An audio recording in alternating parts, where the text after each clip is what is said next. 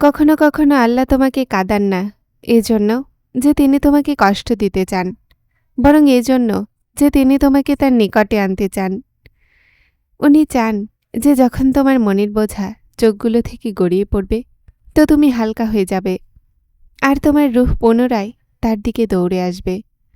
তোমার কান্নায়, তোমার দীর্ঘশ্বাসে, তোমার প্রতিটা ইয়া আল্লাহতে একটা রহস্য লুকিয়ে আছে।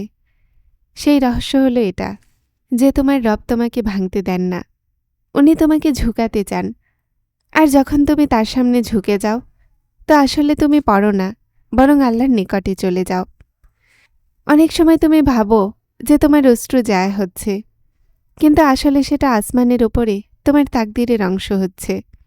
সেটা তোমার আসন্ন দিনের বৃষ্টি হয়ে বর্ষণ হবে। আল্লাহ সব কিছু মনে রাখেন, প্রতিটা দোয়া সামলে রাখেন। আর যখন তুমি ভুলেও যাও, তিনি তখনও মনে রাখেন তুমি কখন, কোথায় আর কেন কেঁদেছিলে। এটাই হলো তার ভালোবাসার নিয়ম, নীরব কিন্তু গভীর, দেরিতে কিন্তু সবসময় উত্তম। আর যখন সেই সময় আসে না, যখন তোমার দোয়াগুলো রং আনে, তো তোমার মন নিজেই বলে ওঠে, যদি আমি সেই সময়েও বিশ্বাস রাখতাম, যখন সব কিছু অসম্ভব লাগছিল। আল্লাহ তোমার প্রতিটা অশ্রু শান্তিতে ভরিয়ে দিক, আর তোমার সমস্ত দোয়া কবুলিয়তের আলোকে আলোকিত করুক। আমিন।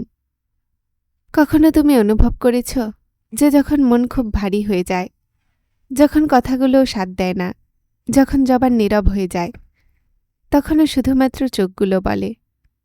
এমন মুহূর্তে গড়িয়ে পড়া এক ফোঁটা অশ্রু একাকিত্বের নয়, বরং আল্লাহর সাথে একটা গভীর কথোপকথনের হয়। এই অশ্রু দুর্বলতা নয়, এটা মনের সত্যবাদিতার নিশানি। এটা সেই জবান যা কথা না বলেও সময় বলে দেয়। আর আজব কথা হলো এটা, এই অশ্রু অন্যরা তো দেখতে পায়, কিন্তু এটার অর্থ শুধুমাত্র আল্লাহ জানেন। তোমার রব জানেন যে কোন অশ্রু কষ্টের জন্য বের হয়েছে, কোনটা শুকরিয়ার আর কোনটা তার ভালোবাসার। তিনি সমস্ত ফোঁটার কারণ জানেন, কেননা তিনি তোমার মনের মাঝে দেখেন, যেখানে তোমার দোয়া তৈরি হয়, যেখানে তোমার ঈমান বলে। বান্দা যখন কান্না করে, তো সে জমিনে কান্না করে না, সে আসমানের দরজায় কড়া নাড়ে। সে তার আর্জি, তার ব্যর্থতা আর তার আশার সাথে রবের সামনে ঝুঁকে যায়। আর সেই রব, যিনি আর রহিম, কখনো সেই মনকে খালি ফেরান না যা ভেঙে তার সামনে এসেছে। কখনো তুমি অনুভব করেছ, যখন তুমি সিজদাতে কান্না করো, তো একটা আজব শান্তি মনের ভিতরে আসে। এটা সেই মুহূর্ত হয় যখন তোমার অশ্রু তোমার দোয়া হয়ে যায়। তুমি বলো না, কিন্তু আল্লাহ শোনেন। তুমি নিশ্চুপ থাকো, কিন্তু তিনি জবাব দেন। আল্লাহর তোমার অশ্রুগুলো অনেক প্রিয়, কেননা তিনি দুঃখ নয়, বরং ভালোবাসার প্রমাণ। এটা সেই মুহূর্ত যখন তুমি দুনিয়া থেকে সম্পর্ক ছিন্ন করে শুধু তার সাথে জুড়ে যাও, আর তিনি তোমাকে তার নিকটবর্তী করে নেন বিনা কোনো আওয়াজে। মনে রাখো, তোমার অশ্রু কখনোই যায় হয় না, সেগুলো আসমানে যত্ন করে রাখা হয়, আর সময় আসলে সেটা দোয়া হয়ে ফিরে আসে, রহমত, শান্তি অথবা কোনো কবুলিয়তের শুরুতে। আল্লাহ প্রতিটা ফোঁটার হিসাব রাখেন, আর তিনি জানেন যে কখন কোন অশ্রুর ডাক দিতে হবে। তাই যখনই তুমি কান্না করো, কারো সামনে নয়, তোমার রবের সামনে কাঁদো, কেননা তিনিই আছেন যিনি তোমার মন বোঝেন, তোমার কষ্টকে বোঝেন, আর তোমার নীরব দোয়াকে শোনে নেন। এই অশ্রুই আর এই দোয়াই দুটোর মাঝে একটা রহস্য লুকিয়ে আছে।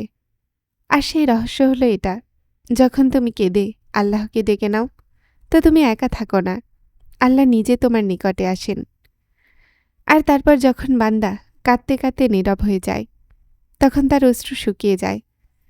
যখন সে মনে মনে বলে, ইয়া আল্লাহ, আমি ক্লান্ত হয়ে গেছি, তো সেখান থেকেই আল্লাহর রহমত দেখা দিতে লাগে। আল্লাহ বলেন, আমি দেখছি তোমাকে, আমি তোমার ওই অশ্রু দেখছি যা তুমি রাতের অন্ধকারে লুকিয়ে ফেলতে। আমি সেই সিজদা দেখেছি যেখানে তুমি কথা বলতে, কিন্তু তোমার মন চিৎকার করে উঠছিল। আমি জানি তোমার নীরবতা কি বলছে, আমি জানি তোমার দোয়া কেন থেমে আছে।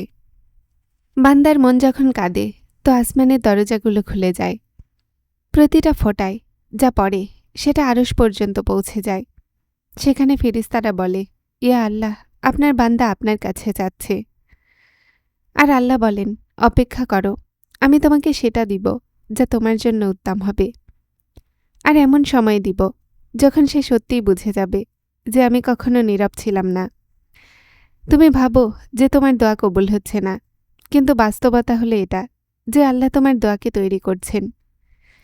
তিনি পরিস্থিতি বদলাচ্ছেন, মানুষের মন নরম করছেন, রাস্তা বানাচ্ছেন আর সময় নির্ধারণ করছেন। শুধু তোমাকে এতটুকু বিশ্বাস রাখতে হবে যে অশ্রু যায় হয়নি।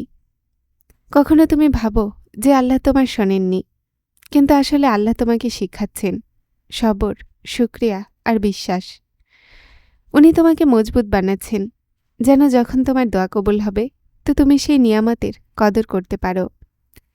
আল্লাহ তার বান্দার অশ্রুগুলোতে লজ্জা পান।